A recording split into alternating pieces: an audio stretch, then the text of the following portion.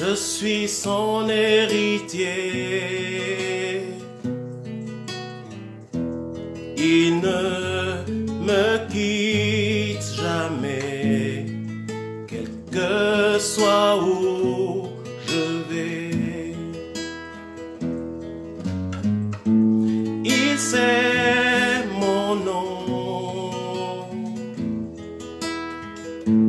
connaît toutes mes pensées,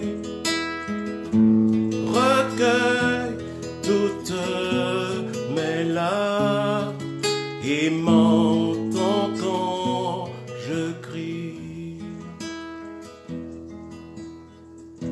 J'ai un Père merveilleux, je suis son héritier. Il ne me quitte jamais, quel que soit où je vais. Il sait mon nom, connaît toutes mes pensées, recueille toutes mes larmes et m'entend quand je crie. Il sait mon nom, connaît toutes mes pensées, recueille toutes mes larmes et m'entend quand je crie, et m'entend quand je crie, et m'entend quand je crie. Il m'entend et m'entend quand je crie. Seigneur, je veux te rendre gloire, honneur et puissance pour ces instants que tu me permets de partager avec tes enfants. Que ton nom soit élevé, que ton nom soit glorifié. Merci pour ton esprit répandu en abondance au milieu des hommes. Seigneur, en ce début d'année, je veux rendre gloire à ton nom pour tout ce que tu as fait et pour tout ce que tu feras. Je sais que tu as des grandes choses encore à faire avec chacun de tes enfants. Bénis ces instants et que la gloire te revienne à toi seul dans le précieux nom de Jésus. Amen. Shalom à vous tous qui êtes déjà connectés. N'hésitez pas à inviter vos contacts, vos connaissances pour partager ces instants. Et le thème de ce soir est tout à fait nécessaire à suivre. Que Dieu vous bénisse. Shalom à Jessica, Stélia. Invitez ceux qui sont autour de vous et ces moments pourront également les aider. Alors, comment se chauffer, comment ne pas se chauffer? Ce soir, notre thème, ce sera comment discerner la prophétie. En début d'année, le Seigneur m'a conduit et j'ai eu ce désir moi-même aussi de partager sur ce thème. Pour quelle raison? Parce que dans notre milieu de chrétiens, on est tellement friands des prophéties. Et parce que les gens courent après la prophétie, il est convenable qu'on dise des choses sous la conduite de l'Esprit de Dieu. Dans un premier temps, je voudrais, avant qu'on lise la parole de Dieu, dire ceci. Si Dieu veut t'adresser une prophétie, cette prophétie te parviendra là où tu te trouves, là où le Seigneur t'a établi. Il enverra cette prophétie là, à cet endroit. En d'autres termes, je voudrais dire qu'il n'est donc pas nécessaire de courir après la prophétie. C'est si Dieu veut parler à un de ses serviteurs, à un de ses enfants, quel que soit son niveau de spiritualité, Dieu fera en sorte que le message qui t'est destiné te parvienne là où il t'a établi. dans l'église où il t'a installé, dans le lieu où il t'a établi pour servir. C'est là que Dieu enverra cette parole. Donc vous comprenez clairement que courir après la prophétie, c'est quand même quelque chose qui n'est pas correct pour la simple raison que notre Dieu sait là où il peut nous trouver. Et par conséquent, s'il veut nous parler, il enverra sa parole là où nous sommes, là où il nous a installés, qu'elle soit une prophétie, qu'elle soit une parole de connaissance, d'où qu'elle vienne, Dieu nous l'enverra là où il sait que nous vivons, et là où il nous a établis. Il est donc parfaitement inutile de courir après des prophéties. Lorsque l'Éternel avait envoyé le prophète Élie pour consacrer le jeune Élisée, c'est le prophète Élie qui est parti vers Élisée. Il a trouvé Élisée en train de s'occuper de ses bêtes qu'il était en train de paître. Et le prophète Élie a pris son manteau qu'il a jeté sur Élisée. D'après l'exemple que je viens de prendre, parce que Dieu voulait susciter quelqu'un qui va remplacer le prophète Élie. Et il va dire à Élie, vas-y à tel endroit. Et c'est Élie qui est le prophète, en tant que prophète de l'Éternel, qui est parti de là où il était pour aller dans la contrée où se trouvait le jeune Élisée. Et il a pris son manteau, il l'a jeté sur le prophète, sur le jeune Élisée, en lui disant, souviens-toi de ce que j'ai fait pour toi. Voilà une bonne preuve que lorsque Dieu veut nous parler, il enverra son message là où nous sommes installés, là où nous le servons. Élisée travaillait pour lui, il était en train de paître ses animaux, il était tranquille. Le jeune Élisée ne courait pas après une prophétie, mais la prophétie lui est parvenue, la prophétie est venue jusqu'à lui. Voilà le bon mode que Dieu peut utiliser pour apporter la prophétie. Alors venons-en donc à notre thème de ce soir. Comment discerner la prophétie? On va essayer en quelques instants, prenons le temps qu'il faut. Je pense que ce thème mérite des explications. Alors on va lire la parole de Dieu pour introduire cela. Shalom à vous qui êtes connectés, que Dieu vous bénisse abondamment. Si nous lisons dans 1 Corinthiens chapitre 13 au verset 9, et d'ici il est écrit ceci. Car nous connaissons en partie et nous prophétisons en partie. Mais quand ce qui est parfait sera venu, ce qui est partiel disparaîtra. Chers amis, ce passage nous dit que nous connaissons en partie et nous prophétisons en partie. Quand ce qui est partiel partira un jour et donc la vérité totale nous sera révélée quand nous serons dans l'éternité avec Jésus-Christ. Ça signifie que la connaissance actuelle dans l'Église, que ce soit dans les vrais prophètes ou les faux prophètes, la connaissance, elle est partielle. Nous connaissons en partie. C'est bon de connaître que tout chrétien sur cette terre, quel que soit le titre ecclésiastique qu'il porte sur lui, il connaît en partie les choses de Dieu. Et quel que soit le type de prophète que vous aurez en face de vous, la Bible me dit que ces prophètes-là connaissent en partie. En d'autres termes, si c'est écrit comme ça signifie qu'il y a une marge d'erreur possible du fait de connaître en partie, du fait de prophétiser en partie. Ça signifie qu'il y a une zone d'ombre qui rend l'erreur possible. Et par conséquent, les enfants de Dieu sont amenés donc à discerner la prophétie. Parce que tous les prophètes, quel que soit leur rang aujourd'hui, en 2019, la Bible me dit qu'ils prophétisent en partie. Ils n'ont pas toute la connaissance. Ils sont limités dans la connaissance de ce qu'il y a dans le cœur du Père. Personne sur cette terre ne peut dire qu'il connaît entièrement ce qu'il y a dans le cœur de notre Père. Tu peux connaître toute la Bible de A à Z, mais ça ne veut pas dire que tu connais parfaitement ce qu'il y a dans le cœur du Père. Voilà le premier verset, donc c'était 1 Corinthiens 13, verset 9 jusqu'au verset 10. Et en lisant dans 1 Thessaloniciens chapitre 5, verset 20 à 21, il est écrit ceci, chers amis. Ne méprisez pas la prophétie, les prophéties, c'est au pluriel, mais examinez toutes choses, retenez ce qui est bon. Là. Donc, on nous dit de ne pas mépriser la prophétie. Je voudrais qu'on prenne une position qui soit en accord avec les Saintes Écritures.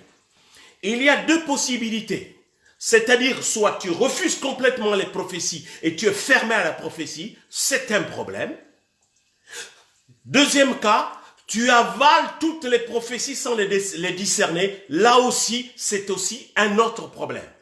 Alors, ce que la Bible nous demande, c'est de ne pas mépriser les prophéties, premièrement, mais d'examiner toutes choses, et troisièmement, de retenir ce qui est bon. Alléluia. Si la Bible nous dit de retenir ce qui est bon dans la prophétie, ici il est question de la vraie prophétie. Je mets à l'écart les faux prophètes. Là, je parle de la vraie prophétie. Là, la Bible, le texte que je lis, il est écrit par rapport aux vrais prophètes de l'Éternel, remplis de l'Esprit de Dieu, parlant de la part de notre Dieu. Alors, il est écrit de ne pas mépriser la prophétie. C'est une conduite à tenir. Ne jamais mépriser la prophétie, c'est la Bible qui nous le dit, premièrement. Mais, nous devons examiner chaque chose. Nous avons donc le droit d'examiner tout ce qu'il y a dans la prophétie. Troisième élément, nous ne devons retenir que ce qui est bon. Alléluia. Vous savez qu'est-ce que ça veut dire de retenir que ce qui est bon? Ça signifie que tout n'est pas bon dans la prophétie, même si cette prophétie vient d'une personne réellement loin de Dieu. La parole de Dieu nous dit de ne retenir que ce qui est bon. Ça, c'est bon à savoir ça. Que nous avons le droit de ne retenir que ce qui est bon dans la prophétie, parce qu'il est possible que même dans la prophétie, il y ait des erreurs, que dans la prophétie, il y ait des choses qui ne s'adressent pas exactement à nous. Pourquoi devons-nous tout avaler? Pourquoi devons-nous tout prendre alors que la Bible nous met en garde que nous devons retenir de la prophétie que ce qui est bon? Si vous avez saisi cette première partie, vous cliquez Amen. Que je sache que vous avez au moins compris, ça me permettra de continuer. Dieu vous bénisse abondamment. Alors, donc, si on méprise la prophétie, c'est un problème. Si on prend toute la prophétie, toutes les prophéties qui viennent du nord, du sud, de l'est, à l'ouest, on les avale, c'est un autre problème. La conduite à tenir par rapport à la prophétie, c'est premièrement, ne pas la mépriser. Deuxièmement, il faut examiner toute chose, le contenu de cette prophétie. Et troisièmement, ne retenir que ce qui est bon. Retenez ce qui est bon. On n'est pas obligé de tout retenir. Si vous avez saisi ces 3 points, alors vous serez au calme vis-à-vis des prophètes. Qu'ils soient vrais prophètes, qu'ils soient faux prophètes, si vous avez déjà saisi le peu que je viens de partager, vous serez tranquille, parce qu'on est des enfants de Dieu.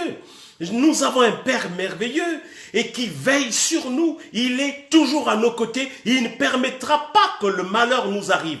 Il ne permettra pas que nous soyons embarqués, nous soyons ballottés à tout vent de prophétie, bonne ou mauvaise. Mais Dieu nous enverra la parole juste qui correspond à notre vie. Dieu nous enverra la parole qui va permettre à notre vie d'aller de l'avant. Et c'est ça qu'il nous demande de retenir que ce qui nous permet d'aller plus loin.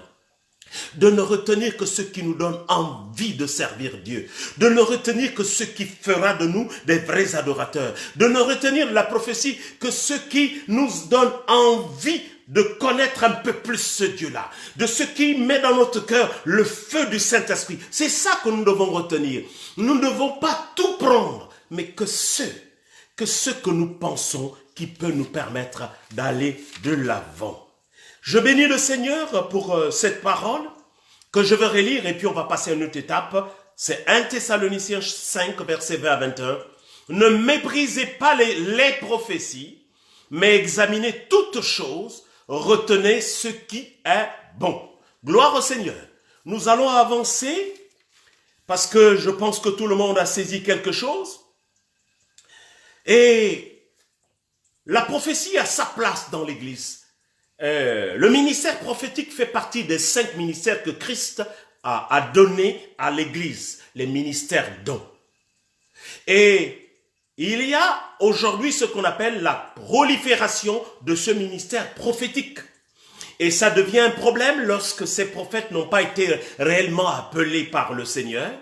À partir de ce moment, les enfants de Dieu doivent être prudents. On a besoin d'une certaine prudence. Ce n'est pas moi qui vous le dis, c'est Jésus qui dit « Soyez prudents comme des serpents, doux comme des colombes, prudents comme des serpents ». La prudence fait partie de notre marche avec le Seigneur, même vis-à-vis d'un prophète réellement appelé de Dieu.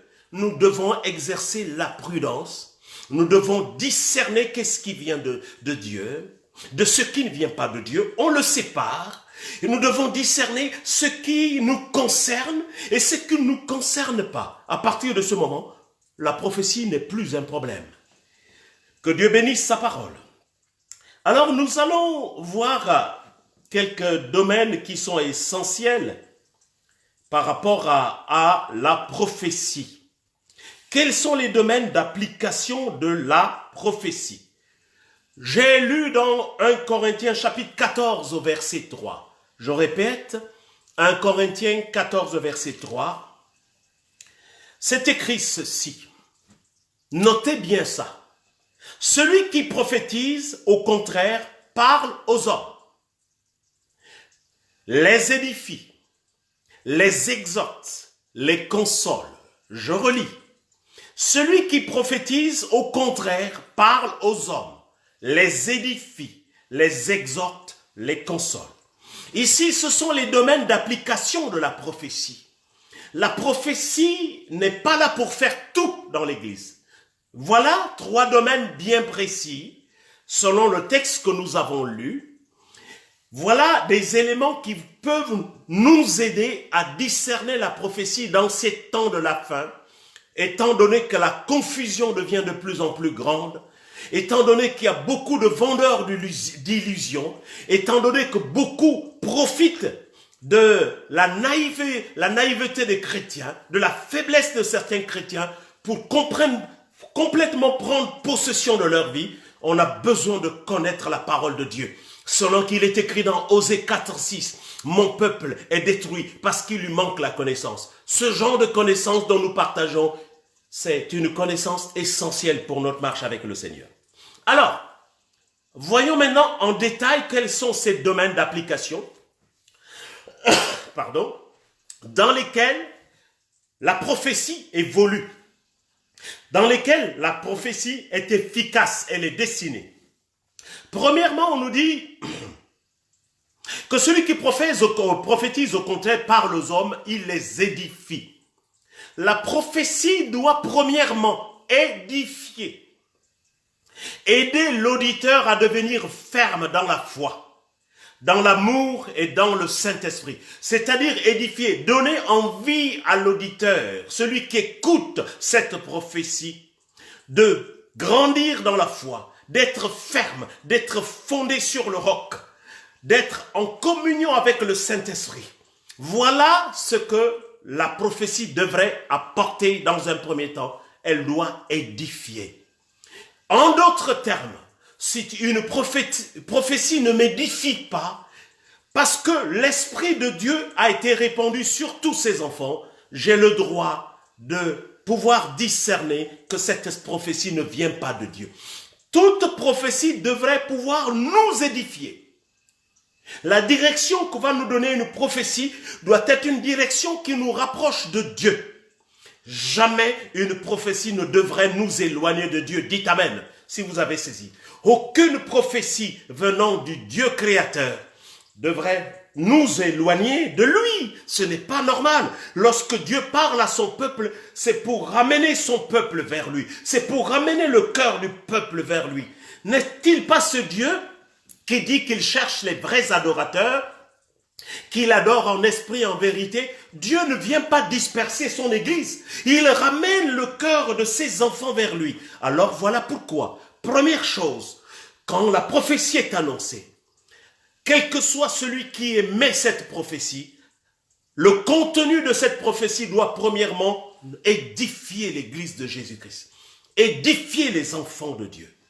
Secondo, selon ce qui est écrit dans le texte que nous venons de lire, dont je vous ai donné la référence, c'est-à-dire 1 Corinthiens 14, verset 3, la prophétie, elle exhorte. La prophétie doit exhorter.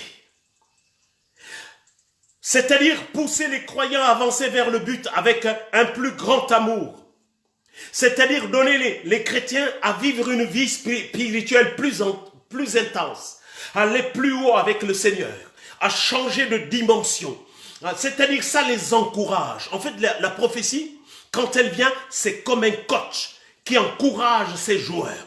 Il dit, vous êtes les meilleurs, allez-y, nous allons gagner, nous serons les champions, allez-y, vous avez des capacités pour réussir. La prophétie doit contenir en son sein l'exhortation, c'est-à-dire ces paroles qui donnent envie d'aller de l'avant, ces paroles qui encouragent les soldats à continuer le combat, ces paroles qui nous donnent envie de jeûner, ces paroles qui nous donnent envie de prier, ces paroles qui nous donnent envie de devenir meilleurs, ces paroles qui nous donnent envie de connaître un peu plus le Saint d'Israël, ces paroles qui nous révèlent davantage le cœur du Père.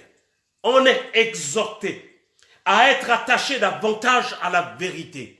La parole, une bonne prophétie va toujours nous exhorter à aimer la vérité. Vous connaîtrez la vérité et la vérité vous affranchira. La prophétie doit affranchir aussi, parce qu'en exhortant, elle nous rapproche du cœur du Père. Elle nous donne l'amour de la vérité.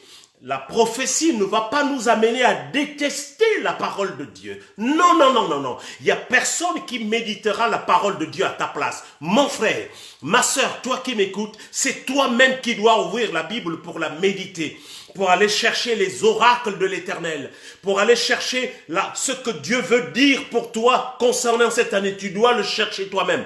La prophétie ne doit pas te couper de la communion que tu dois avoir avec ton Dieu. Alléluia. Et une vraie prophétie doit t'amener à une réflexion profonde en disant, je pense que j'ai baissé dans ma communion avec le Seigneur. Une vraie prophétie devait t'amener dans une réflexion profonde en disant, je pense que j'ai baissé dans mes temps de prière. Il y a longtemps que j'ai fait un jeûne personnel. Une vraie prophétie doit t'amener à te rapprocher davantage de Dieu, à partir à une autre dimension. Je me souviens de ce message de ce matin. Il était merveilleux, ce message. Il disait ceci. Voilà ce que j'ai noté. C'était « Monte ici et je te ferai voir ». Et c'était dans Apocalypse chapitre 4 verset 1. C'est Jean dans l'île de Patmos. Et une voix lui dit « Monte ici et je te ferai voir ». La prophétie doit nous faire monter. Elle doit nous faire monter un peu plus près de Dieu et voir les choses de Dieu. La prophétie ne doit pas faire de nous des esclaves, des gens qui sont friands de ces mensonges distillés dans l'église de Jésus-Christ. Dans ces temps de la fin, nous devons tous savoir qu'il y a trop de mensonges dans la prophétie. Alors ceci devrait nous obliger à demander à notre Dieu d'avoir un peu plus de discernement. Mais ce discernement, c'est se prendre un peu en compte soi-même. Sachant que nous sommes tous les enfants de Dieu, sachant que la parole de Dieu est adressée à tous ses enfants et à ceux qui vont le devenir, alors allons-y, plongeons nos regards dans cette parole et alors nous serons tranquilles devant la prophétie. Nous ne tremblerons plus devant la prophétie parce que, en définitive, j'ai envie de dire quelque chose, mais la prophétie, en réalité, ça devait être un message que Dieu nous adresse. Et le message de Dieu s'appelle la bonne nouvelle.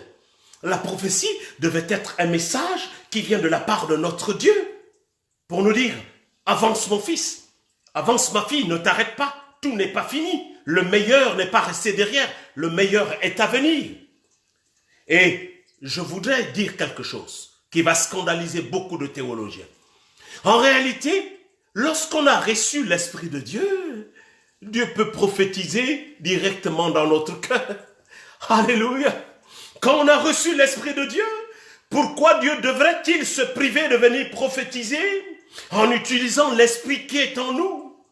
Et en réalité, cet esprit qui crie en nous, Abba Père, est capable de connaître si la prophétie qui nous est annoncée vient de notre Père ou elle vient du malin. Que Dieu bénisse sa parole.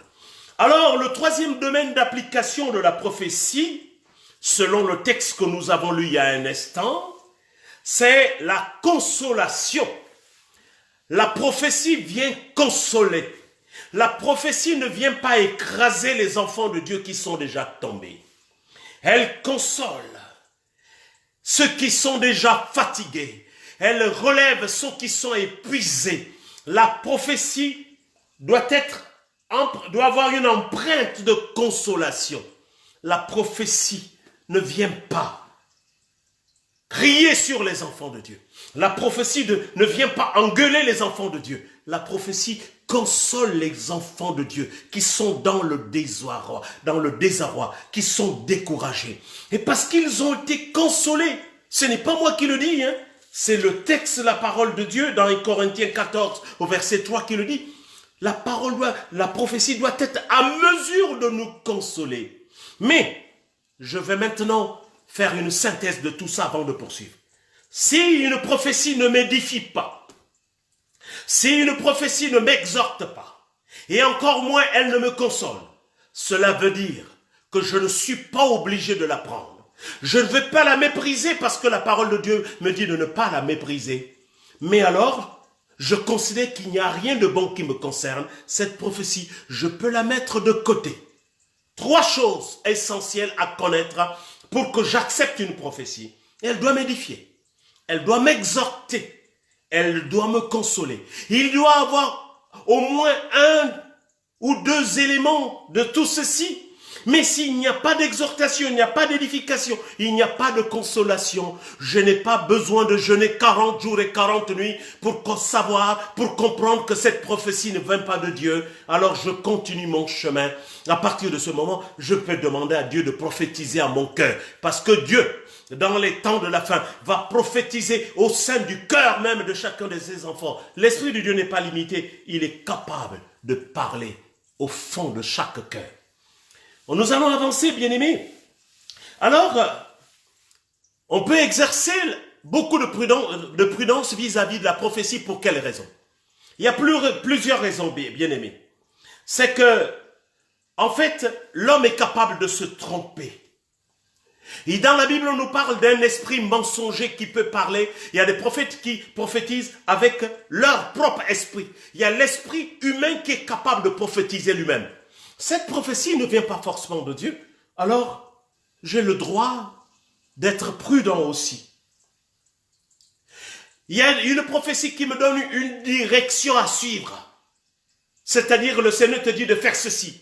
Je ne peux pas me lancer n'importe comment comme ça, sans éprouver cette prophétie. Parce que si je prends cette direction, sans demander une confirmation de la part de mon Dieu, ça signifie que si je prends cette direction, je peux me perdre pour la vie.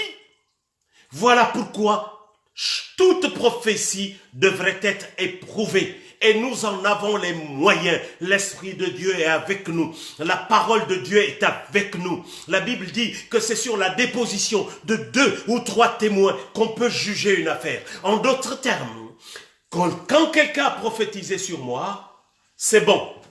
J'ai discerné.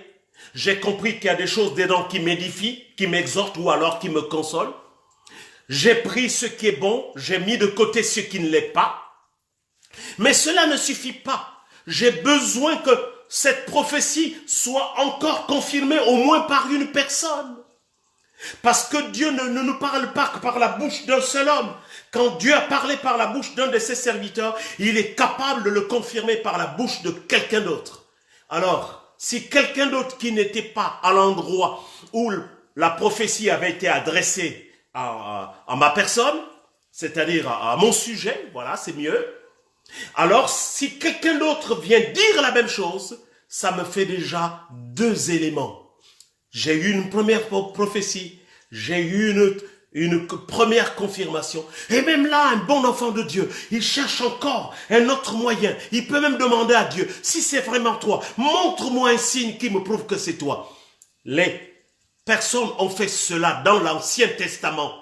Beaucoup de personnes ont fait ça dans l'Ancien Testament, demandant à Dieu des preuves à plusieurs occasions. Le fait de mettre une toison, je ne veux pas revenir dessus pour ne pas vous embrouiller. Mais on a besoin au moins de 2 éléments supplémentaires qui viennent confirmer la prophétie principale. Il faut au moins encore une personne, encore une 2e personne qui vient dire quelque chose, qui va dans la même direction. À partir de cet instant, je suis tranquille. Et l'Esprit de Dieu me dit, oui, c'est ton Père qui parle. Je peux aller dans cette direction. Je peux poser cet acte qui m'est demandé. Mais beaucoup ont été ruinés sur la base de fausses prophéties. Beaucoup ont gaspillé leurs économies parce qu'ils n'ont pas compris ce que j'essaie de partager ce soir. Ils ont fléchi le genou devant un faux prophète alors que Dieu a donné à ses enfants le discernement. Bien-aimés, que le Seigneur ouvre nos yeux et nous donne le désir de grandir dans la foi. Vous savez, c'est Galates 4, je crois, qui le parle. Or, aussi longtemps que l'héritier est enfant, il ne diffère en rien d'un esclave, quoiqu'il soit le maître de tout, mais il est placé sous des tuteurs jusqu'au temps marqué par le Père. C'est bon de connaître des versets comme ça par cœur. Chers amis, nous sommes des héritiers dans le royaume de Dieu, co-héritiers avec Christ.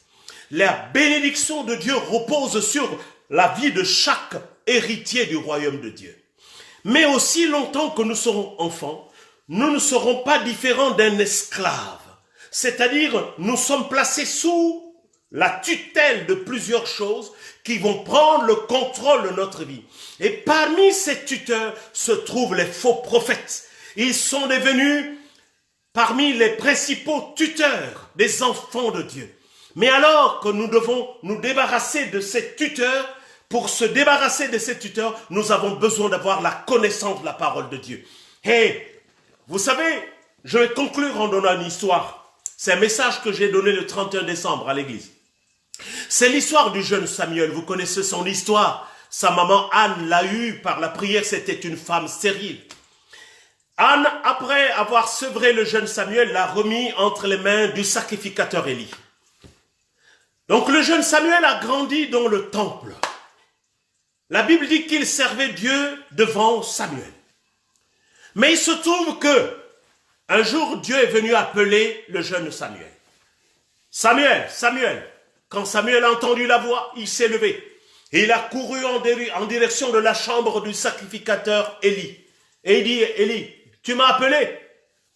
Le sacrificateur Élie lui dit, non, moi, je ne t'ai pas appelé. Vas-y, retourne dormir. Une fois. Il repart dormir, il entend encore après la voix de Dieu qui l'appelle, Samuel, Samuel. Il se lève encore. Il repart vers là où était couché Élie. C'est pas le prophète Élie, le sacrificateur Élie. Il dit, tu m'as appelé. Il dit, non, moi je t'ai pas appelé. Retourne dormir. Le jeune Samuel est parti encore dans sa chambre dormir. Quelques instants après, la 3e fois, il entend encore, Samuel, Samuel. Il se lève encore. Oh, quelle fidélité. Il court en direction du sacrificateur Élie. Il dit, tu m'as appelé, j'ai entendu ta voix. Élie a discerné que là, il y a Dieu qui appelait le jeune Samuel. Et il va lui donner le mot de passe. Il va lui dire, si tu entends encore cette voix, dis, Seigneur, parle, ton serviteur écoute. Et Samuel est parti se remettre dans son lit, il s'est endormi. Quelque temps après, il entend encore Samuel, Samuel.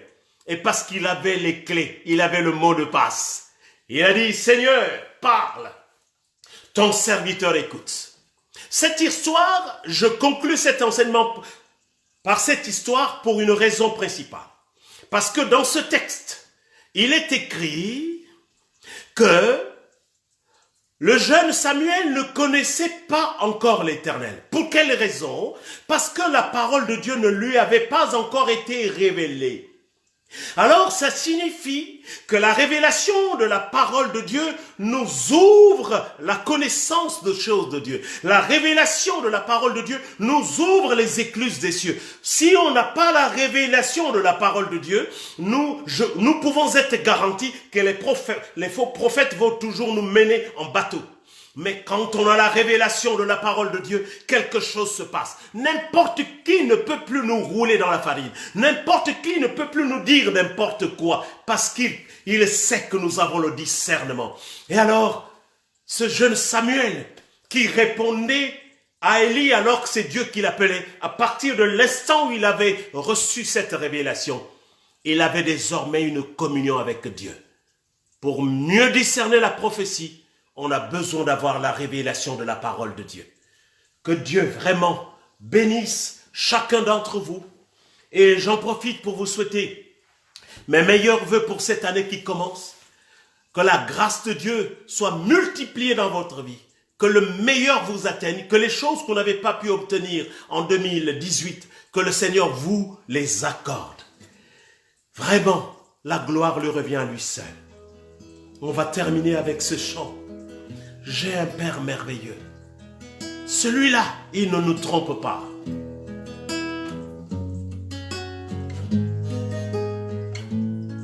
Alléluia.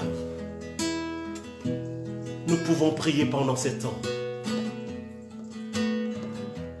J'ai un Père merveilleux.